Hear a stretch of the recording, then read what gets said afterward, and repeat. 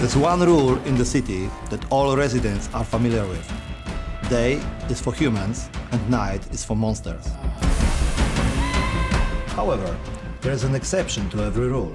In this video, the father of a young boy needs to find a UV lamp before sunset in order to protect his son.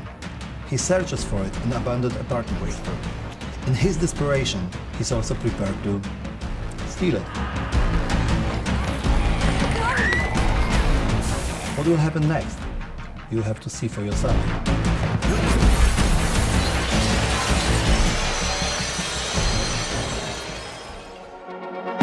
Our first goal was to understand what Dying Light 2 team wanted to achieve through the cinematic trailer. We are looking for an immersive story that would represent the game world and its rules. A world that was shaping up at the time of animation production.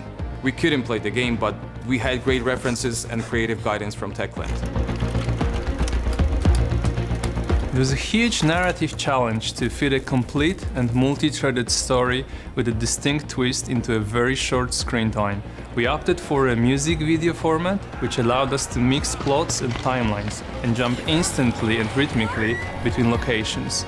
We wanted to give players a taste of the fact that there will be no clear-cut decisions in Dying Light to stay human. In the trailer and in a game itself, good and evil will blend, so there will never be one clear solution. What will be a good choice for some may be the worst possible choice for the others. It all depends on the player.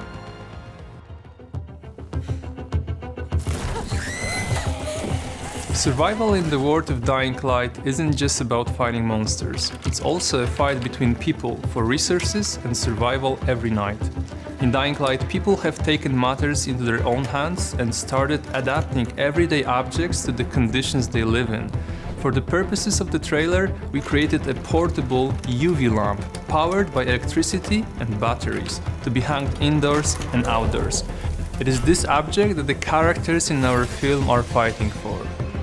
We were looking for the right tricks for our Night Runner, moves that wouldn't cause him to lose his running pace, yet would be spectacular and impractical enough to emphasize cinematic hyper-reality.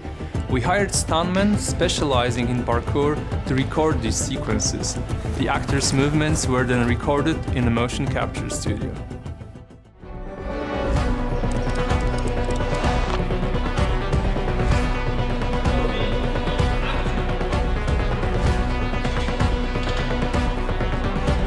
The characters of Infected are the result of creative collaboration between Platish and Techland artists. The set designs were created from our shared idea of an abandoned European city. The most original element of the city is its division into zones. On the roofs of the buildings you can see the rebirth of nature, stretches of grass and trees growing out of the covers.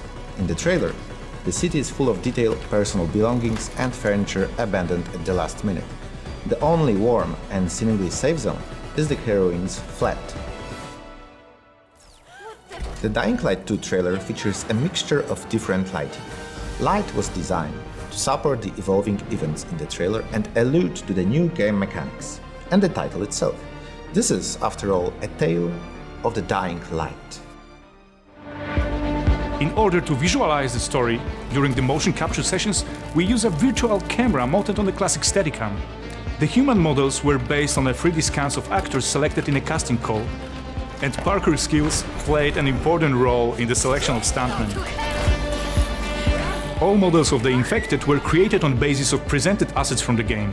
It was an intense project, but very rewarding at the same time. We're proud to be a part of the story. We hope this video will give you a taste of what you will feel in the game.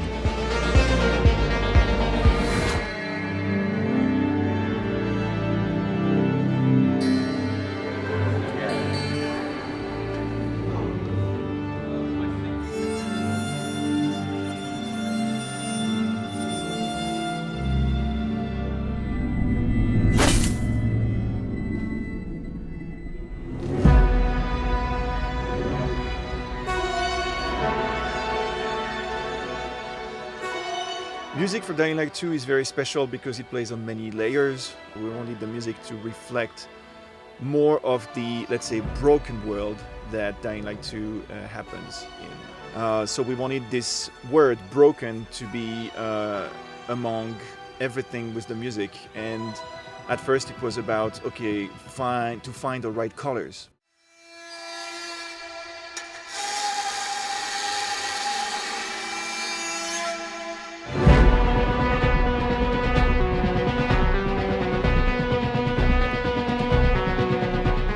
Generally, I try to get the core, the substance of, let's say, a word through an instrument.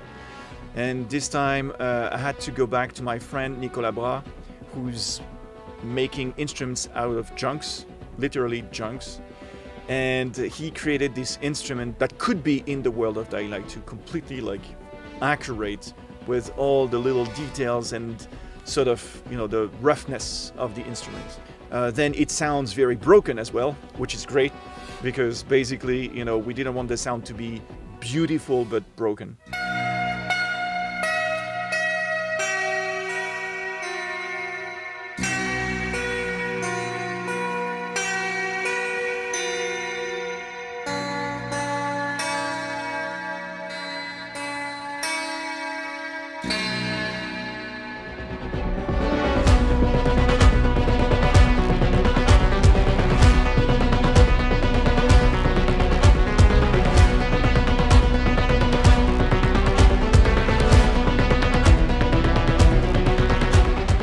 I mean, one of the things about the sound of the orchestra in this is a lot of the music is very, very fast and very staccato and very precise. And the editing on this was very carefully done.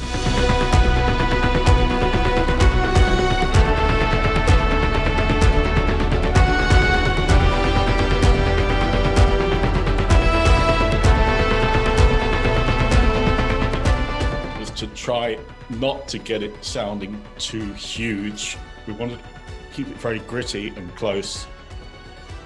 And on the sections where they played aggressively, we went after, a very intense, almost surgical approach.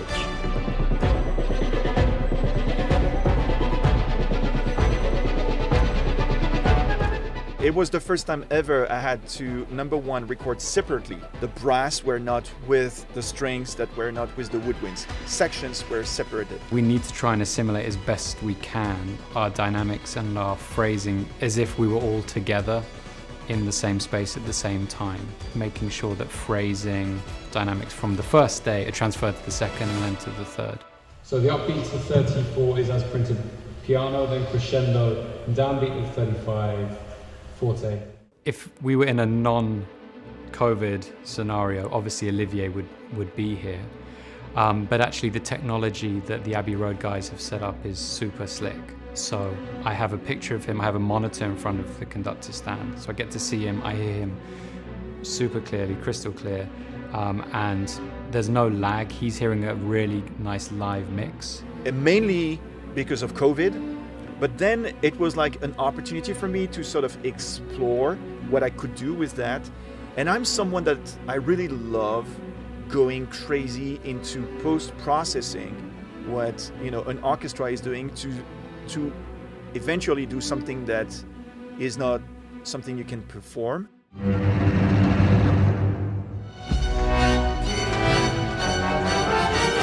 It's been interesting hearing. You can hear the composer give critiques of what they'd like differently through the cans, rather than out in front of you in the building. So yeah, sometimes composers will be very involved in the sessions, but they're thousands of miles away.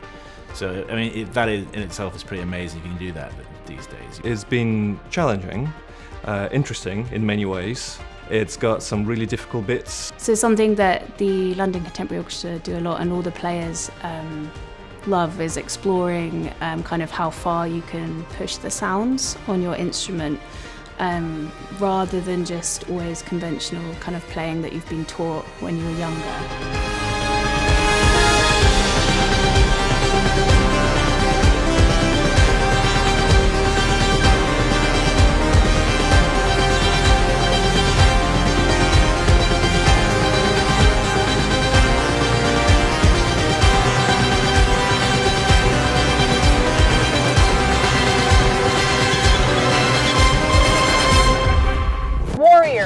sorts. A very tough woman who is fighting her past and looking to seek revenge on the people who wronged her. Now, what I really love about this game and this character is that how she is really dependent on you, the player.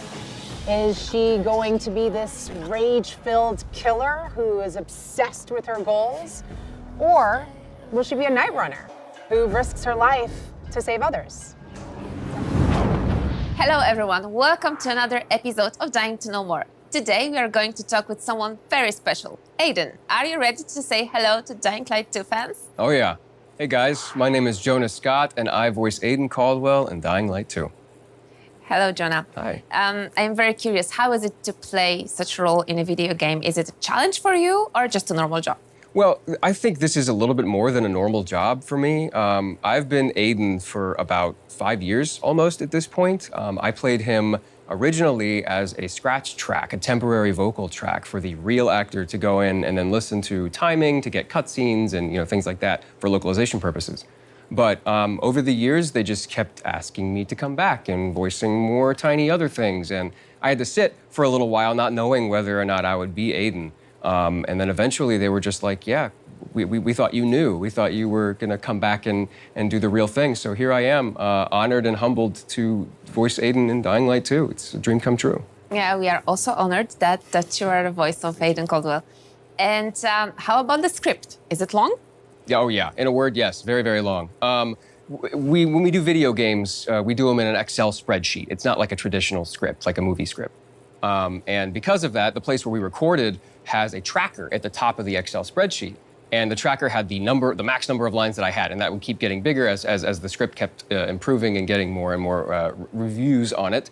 But I think at the most point, it was like 50,000 lines. Wow. Yeah, it was a lot, and I can't imagine how many that the other actors have, like Rosario Dawson. They also would have just as much, if not more lines than I would, because a lot of mine are just grunting and jumping and running and things like that. But yeah, the script itself is very long, very long. It was a good gamification of the video game script that we could, as I would do lines, we could see it be ticked off and see us making progress throughout the script. It was fantastic. Mm-hmm. And is there any place for improvisation?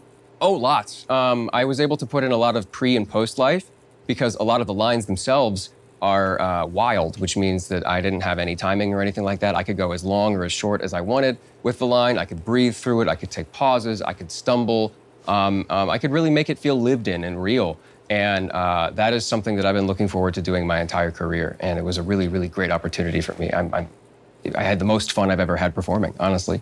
And how do you prepare yourself for the role? For example, Aiden is jumping, running, fighting, and talking at the same time. Do you have any special technique? Well, preparing, obviously besides standard warm-ups and things, I would sing. One of my favorite things to do when I would warm up is I would listen to the Beastie Boys on the way to the studio, and I would kind of rap along with that. But actually preparing and doing running and jumping and parkour and things like that, I would actually do that in the booth. It wouldn't be the full movement, obviously. We have like a 10 by 10 booth. But I would breathe through my lines. I would make sure that everything felt natural and real.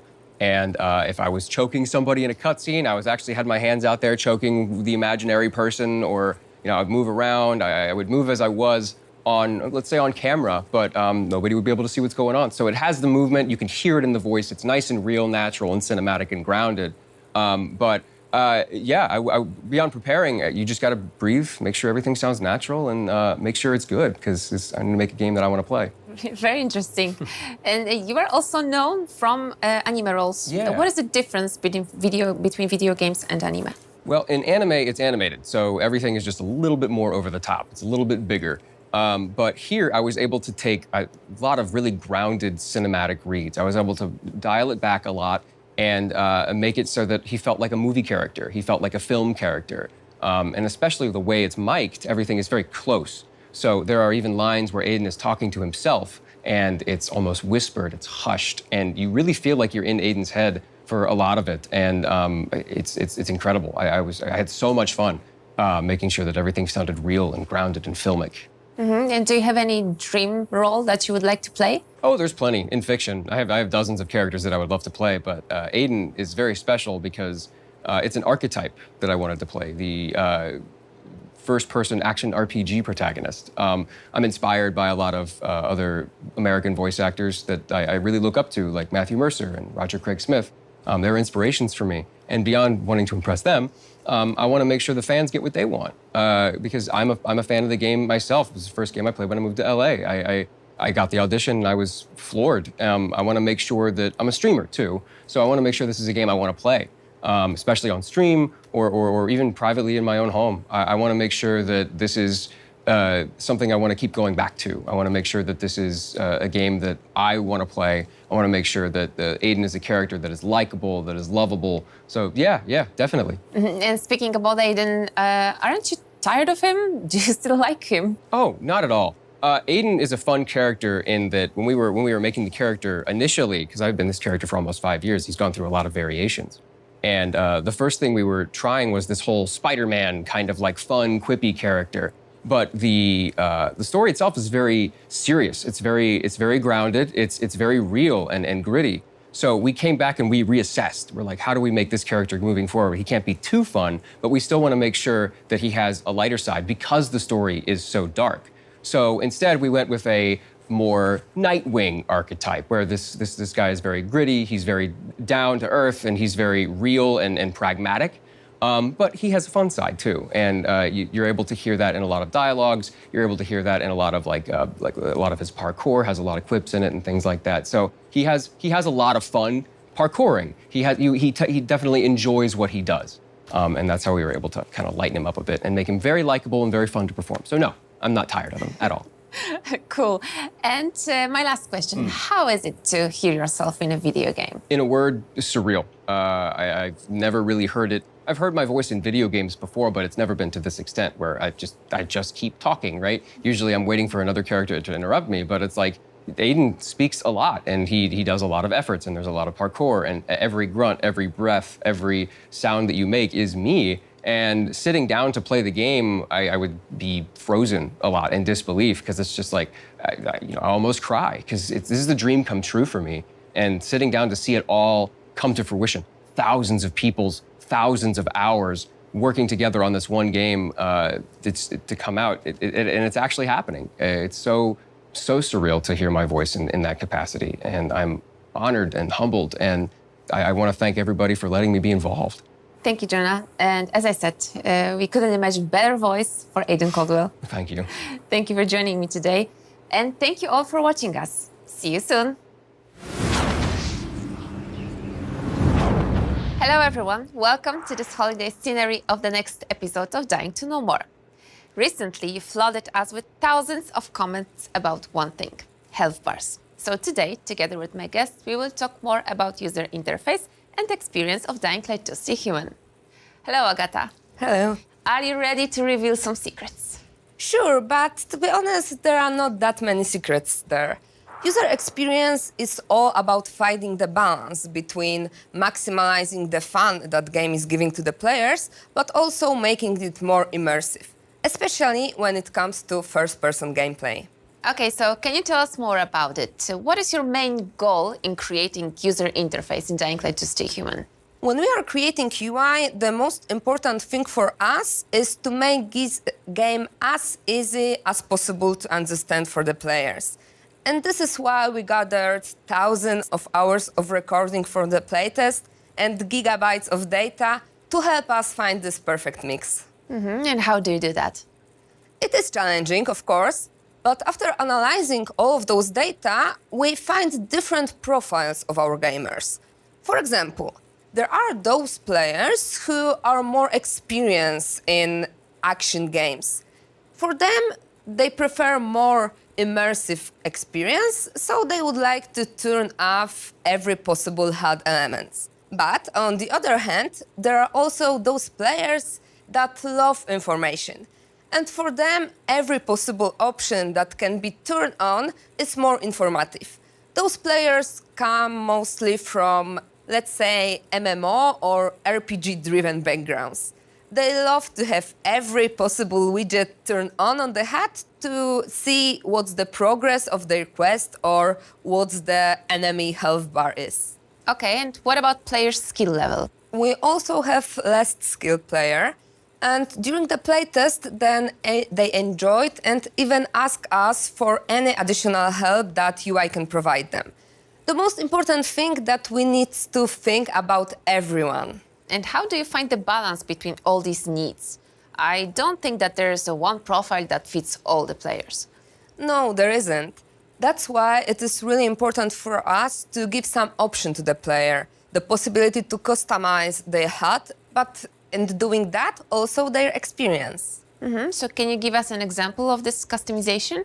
Health bars, for example. Yeah, you don't want them? No problem. We won't force you to use it. And this is a message to everyone that was concerned about it.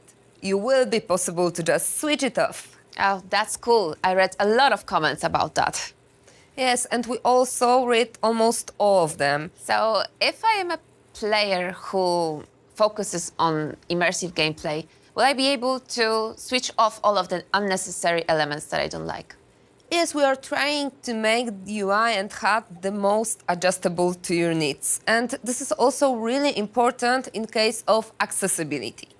You know, Dying Light 2 Stay Human is a very dynamic game with dynamic gameplay, dynamic music, and of course some elements of the HUD also needed to be dynamic, like for example quest log.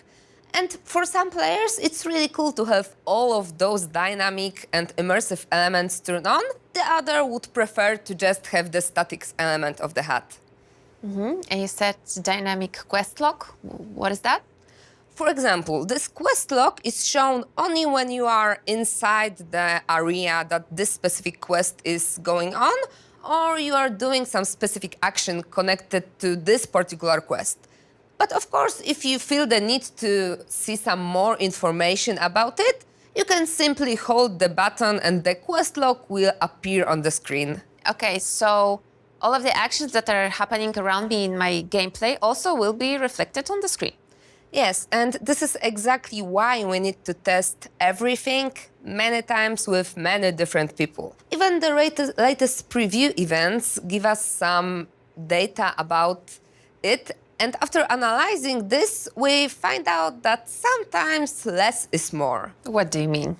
Well, there is this one person, a content creator. After his previous session, he made a video that's showing how cool and great he is while parkouring. So on this gameplay, he's doing one combo after another, and this small widget that is popping up on the screen while you're gaining parkour experience point on this video is visible all the time for almost 3 minutes when he was tracking one combo after another. It was insane. Okay, so what does it tell you from the user experience perspective?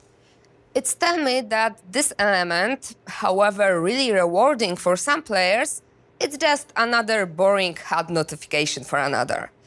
Well, I mean, this element is really great, you know, because it was created with our audio team to be aligned with dynamic music that we have in-game. But after this preview, we decided to do some changes in that.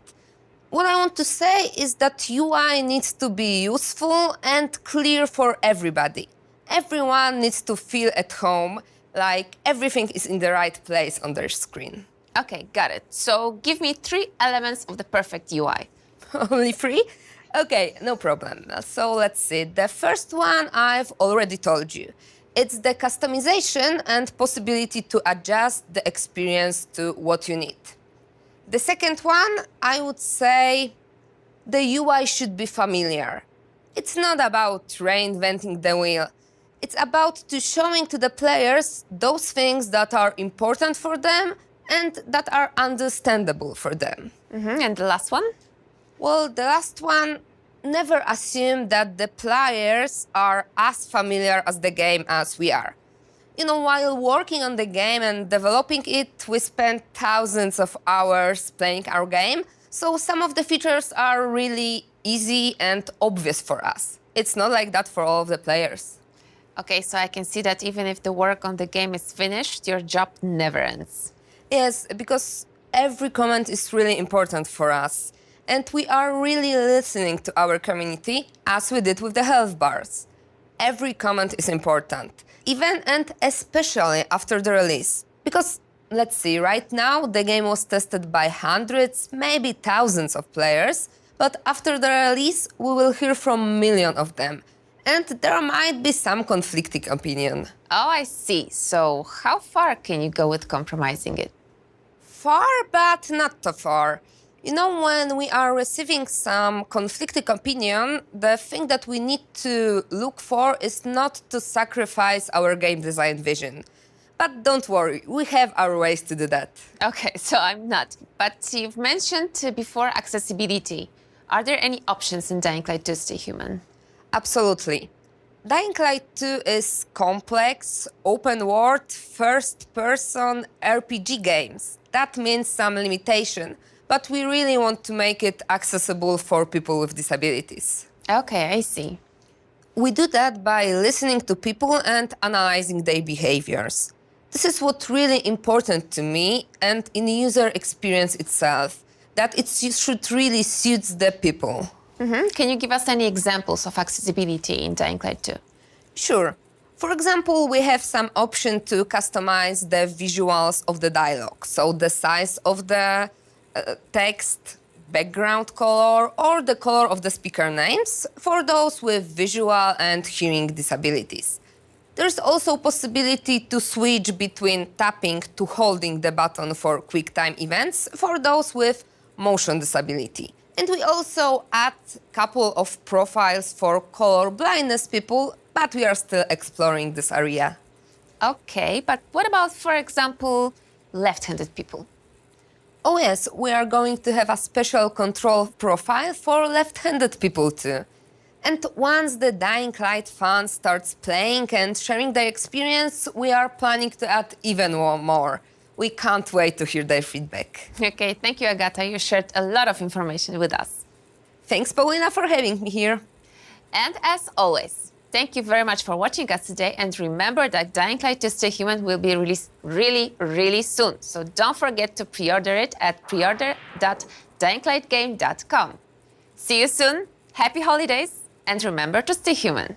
Hi everyone, welcome to the next episode of Dying to Know More. Today we will be talking about a very unique topic for the Dying Light franchise, which is parkour.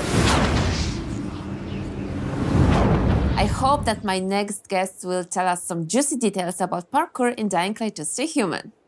Hello, Timon. Hello everyone. Hi, Paulina. So we've already said how important it is to us to deliver very realistic parkour, but how do you achieve that in a video game? So yes, that was the core goal, to create a video game, a parkour video game, which is as close to real-life parkour as possible.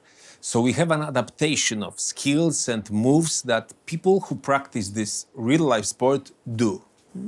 And we have worked with David Bell, the father of parkour, and we have used his experience, his insights, his feedback to create something that I hope looks very well on the screen, very realistic. But please keep in mind that this is a video game, so we had to change some things for the sake of experience so everyone can get fun out of it. So about these changes, what is the difference between real-life parkour and the parkour in the game? Well, there are some differences, definitely, but let me start with this one, the most important one. So when you do parkour in real life, you have your normal human field of view. And you see in front of you, like a huge distance, you see on your sides. So you process a lot of information about your surroundings. You are also fully aware of your body, of its limitations. So you combine those informations to decide what you want to do next. What's your next step? And in the game? Well, in the game is a little different because in the game, first of all, you are limited to what you see on the screen. So the field of view is different. You only see in front of you. And also your body awareness is not on the same level. So we had to do something to help players a little bit, to give them a little handicap. First of all, when you run, when you parkour in the game, you need that extra time to make the correct decision what you want to do next. And this is the main reason why some of the animations in our game last a little longer in the final moments of their sequence. This is also the reason why Aiden, when he jumps, he stays in the air a little bit longer than a normal person would do. But This was very, very necessary for us, and this is very important for the experience because without it, it would be very hard to play, and to be honest, even hard to watch on the screen. Hard to watch on the screen, but why? Exactly, I said that. And simply speaking, and I will be brutal here, you could feel dizzy and you could feel motion sickness. And we had this issue with a small faction of our players from Dying Light 1. So we have doubled up on methods to make sure the game will be comfortable to play for everyone. Okay, so everyone can feel like a superhuman. Superhuman is maybe too much of a word, more like an athlete, because Aiden is just like that. So I will get a little nerdy here. So Aiden, in the game, runs at the speed of a little less than 7 meters per second, which is about 23 kilometers per hour, which is about 14 miles per hour. So sprinters do that numbers. Okay, so he runs like a normal person, Yes. but jumps higher. But what about gravity? Okay, so that's actually very interesting, nerdy a little bit too, and I think this may surprise you. So, of course, we simulate a lot of physics in Dying Light to stay human, and we also use a lot of physics variables. For example, the gravity. And the gravity in Dying Light 2 is set to exactly 9.8 meter per second, which is... Standard gravity on Earth. Exactly, that's that. And the funny thing is that in Dying Light 1, and Dead Island, the value was about twice as big. So that was unrealistic. But when you are used to the previous game, when you watch the trailers or gameplays on the internet, you might think that something is off. But I hope that when you start playing the game, you will feel that Aiden's moves feel more natural and more realistic this way. Okay, so physics and numbers aside. I am very curious. What is the most unrealistic thing that Aiden can do? Well, unrealistic, maybe not. We are friends with the story team, the guys that do those crazy parkour videos on YouTube. And once they told us that parkour in Dying Light 2 is basically parkour on steroids. So it's more like it. So for example, Aiden can do something like a double jump. Well, it's not like a real double jump that he jumps twice in the air, but if there's something in the air he can spring off, then he can do that. Maybe it's impossible to do in real life, maybe it's extremely difficult in real life, but it's fun to do and it's very useful in gameplay. So we have decided to keep it. And there are a couple of other moves which we kept for the same reason. In one of the previous episodes of Dying to Know More, I spoke to Agata Sukua. Okay. And we talked about customization. So tell me, what can we customize when it comes to parkour? There are some things you can customize, mostly things that help you when you parkour. So for example, you can deactivate like the UI information about your parkour combos, or maybe you can deactivate the magnetic field of the amortizers that we have in our game, or you can invert the controls for the paragliders, things like that. Difficulty level? So with difficulty modes, we don't change parkour much because parkour was designed to be, as they say, easy to learn and hard to master. So I believe every player will be able to traverse the city with ease, feeling the freedom, feeling the flow of it. But of course, if you put more time into it, you will be able to do it more effectively, pull off crazier combos and stuff. So difficulty modes don't change parkour much. Maybe small things like, for example, the damage you receive when you fall down. Okay, but would you change anything if players want to? I hope the game is well balanced for everyone to enjoy. But of course, we can do some small improvements after the release, hearing players' feedback. But for sure, we will approach that with great carefulness because there are different players with different needs. Oh, so I can see that you are well prepared. Well, we are trying to. The release of the game is right around the corner, so now it's all in players' hands. And I hope they will enjoy the kind of parkour we have prepared for them, and they will feel like real parkour masters when the game releases. Thank you, Timon. I keep my fingers crossed for the smooth launch. Thank you so much. And thank you all for watching us today. And remember, we see each other in the city on February 4th. Hi, my name is Paulina, and this is the next episode of Dying to Know More. In the last episode of Dying to Know, we show you how vast and dense our open world is. Today, with my guest, we will talk more about citizens of the city. Meet World Director of Dying Light 2 Stay Human, Tomasz Gerbo. Hi, Tomasz. Are you ready? Of course I'm ready.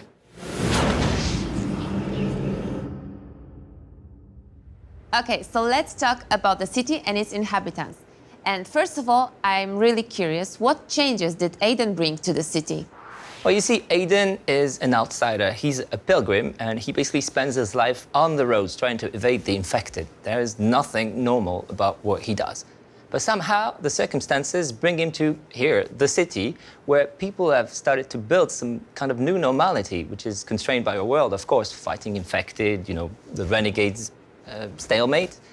But he's going to disrupt this normality by his choices and by his action, basically. Are you trying to say that there is a routine in post-apo world?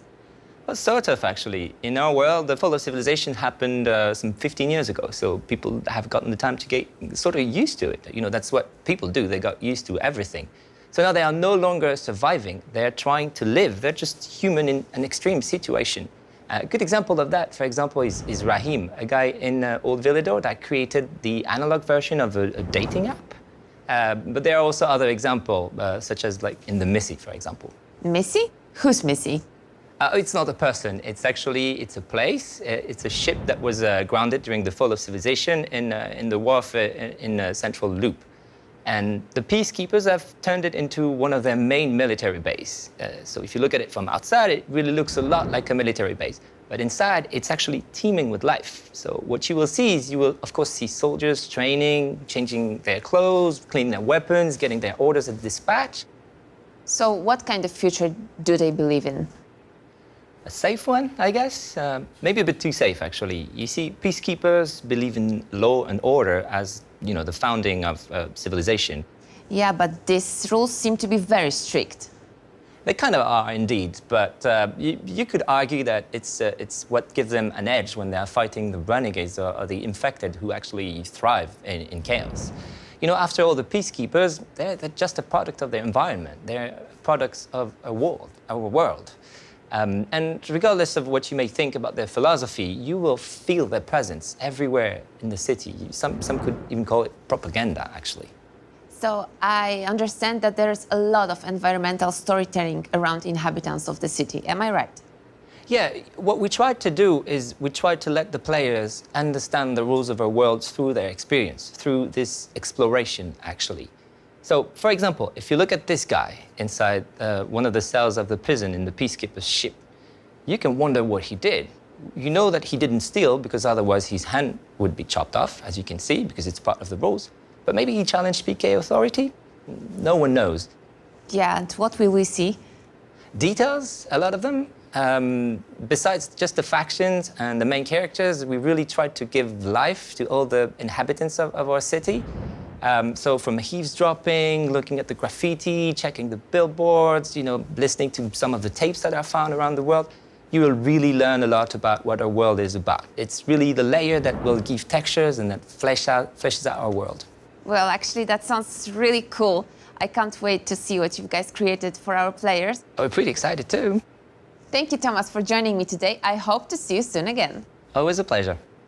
And that's it for today. Thank you all for staying with us. Stay tuned for more, and remember, stay human. Hi guys, we're Team Stora. We're here today at the release of Dying Light 2 to basically recreate some of these scenes, and as we all know, parkour is going to become super handy when the apocalypse comes and we want to get away with this thing. What got us into parkour was we started watching a documentary back in the day called Jump London, made by a legendary guy called Mike Christie. All got us into parkour and moving. And another cool thing about this is David Bell, the founder of parkour, is featured in doing a lot of the motion capture and the movement for the game, which is really interesting. We're going to try and also recreate some of these stunts and moves as well. Actually, I think the first thing I watched on the internet was David Bell doing roof gaps, so that was a strong inspiration. And our style of movement is quite rooftop heavy, which is definitely inspired from David Bell. Big drops, David Bell does them the best. So the iconic gap manpower, it's just really inspiring to see this kind of renegade, don't care attitude, and these people using these architectural spaces in a unique way that I'd never seen before, we had never seen before.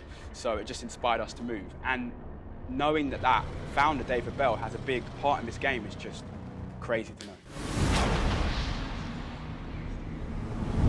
So obviously it's a game world and you can do lots more parkour in the game than you can do in real life. You can take crazy drops, you can jump up buildings that you wouldn't be able to do in real life, but I think that's a good thing, being able to explore, and ultimately it's parkour on steroids. You've got so many opportunities in the game to jump and cross these spaces that you probably wouldn't be able to do in real life, but they're using real parkour techniques, so it's the best of both worlds. So the advice that I give to the Dying Light 2 gamers across the world would be head to the rooftops and escape. From our own personal experiences, escaping is the best form of self-defense. Get on your feet, start jumping roof gaps, run, jump, you won't get caught. In the game, I feel like the thing that I would utilize most, obviously being a parkour athlete, are the parkour skills, but also being able to use the parkour in a creative way to evade the infected and also to kind of stagger in and involve the fighting as well. That's kind of what I would do. It's also cool that you can use the axes, you've got zip lines, you've got these crazy sort of like pole vaults all over the map. So you can really just explore, get creative, and you'll find new things to do.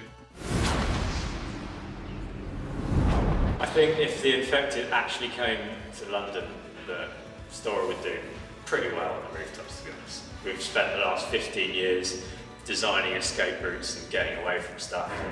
It's all we really think about is parkour. So I think we did pretty well, to be honest. Have a good chance of surviving the apocalypse.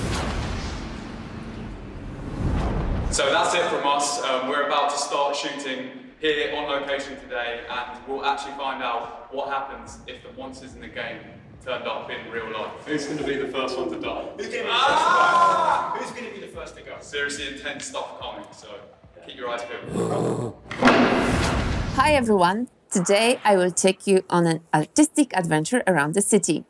My next guest is Katarzyna Tarnacka, Environment Art Director.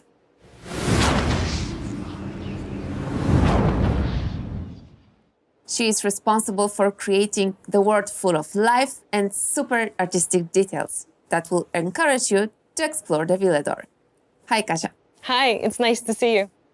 Okay, so art in modern Dark Ages. Please tell me, why is it so important to express it in the game? Every city is full of different types of art, whether it's actual street art or advertisement banner, business logo, or even simple traffic sign. It's all graphic design, designed by an actual artist. And without that, a city in the game would feel empty and distant, just not immersive. That's why we've put a lot of effort in designing many, many murals and a lot of street art for the city of Villedor. A lot. That's a key word. Yeah, it is a lot. But for us, it's an opportunity to create something really close to our hearts. Sometimes there is actually no limitations and we get to express ourselves just like street artists. We can create something that is important to us, talk about something that we care about, or create something that makes us laugh and add another Easter egg. Okay, I need an example. The mural that is actually close to my heart and touches on topics that I care about is a mural made by Emil Cegielski. It's a kind of a snapshot of a person's thoughts captured in a moment, and I think it's really interesting to read into it. Okay, the jar, the thoughts, I really love it. And I also heard that our community loves our murals. Yeah, that's true. When we designed the street art for Dying Light 1, the community reacted really positively and really appreciated what we've done. So it was natural for us to add more for Dying Light the following, and now, of course, Dying Light 2. We get to talk about things that matter to us, world situation, some commentary on that, but also things that we care about and love, for example, our pets. But also things that were a big inspiration in the very early stages of the development of Dying Light 2, for example, paintings of Hieronim Bosch. Oh, actually, he's known for adding a lot of animals to his awesome paintings, but will we have any, for example, cat murals? You know, cats are quite viral. Yeah, that's true. We do have cats on our murals. We have dogs and even one rabbit. And of course, the chickens. Oh, I actually saw the chicken mural in our Wrocław office. Is it coincidence? Not at all. We recreated some of the murals from our games in our Wrocław office because we just like them. And we smile when we see them in the corridor. And can you tell me more about them? Sure. My favorite is probably the girl with an umbrella. It's a mural from Dying Light 1. You can find it in the Old Town. And I think it was the one that was the most appreciated by Dying Light 1 fans. And I think that's fair because it's really beautiful and actually really clever. But the one that always makes me laugh is the Never Forget chicken mural from the following. It was part of a really ridiculous and intricate Easter egg that we made. And I still can't believe that it now exists in real life. Yeah, we talked a lot about murals, but this is just a small piece of your work. And what are the other elements of your work? Yeah, our job is actually quite technical and demanding because with parkour, everything is gameplay. So everything we design, we have to take the gameplay into consideration. And we put a lot of effort to create a city that is beautiful, full of life, but also really fun to explore when using parkour. People may think that your job is just easy and fun, but it has a great impact on the final game. Yeah, that's true. And it's actually all around you in the game. We design every piece of the environment. We even designed the city emblem. It was made by Kasia Mikułowska, and you can see it and find it on many urban elements like flags, manholes, bus stops, and so on. And what is the greatest thing in creating those small pieces? We go into a lot of research when designing those things. When it comes to mural, aside from thinking about the meaning, about the topic, we go into research on how does the paint behave on the certain surface, how to recreate the spray paint in the digital art forms. We often wonder about things like what would people use to write with so many years after the fall of the civilization? Would simple pens, would they survive? And if not, what would they use? Would they go back to quill? And if so, how to recreate those imperfections and characteristics of ink in digital? And we often go into so much details as in actually inventing handwriting for given NPCs. And our artist, Kuba Witowski, is an absolute master in that. Yeah, that sounds amazing. And any other interesting details? Yeah, actually, every member of concept art team for the environment has designed a teeny tiny set of stickers, and you can see them and find them all around the world. They're not part of any quest. They're not a collectible item. They're just small detail that every one of us wanted to add to the game. And here are the examples of stickers from Kasia Zielińska and Ania Krzemień. We definitely should create an art gallery with all of your works. That would be awesome. But first, let's give the players a chance to explore the city and find the details on their own. Oh, I'm sure they will spend a lot of time searching for these collectible murals, all these small pieces of art. I hope so. Thank you, Kasia, for joining me today. Thank you, Paulina, for having me. And thank you all for watching us today. And remember that we see each other in the city on February 4th.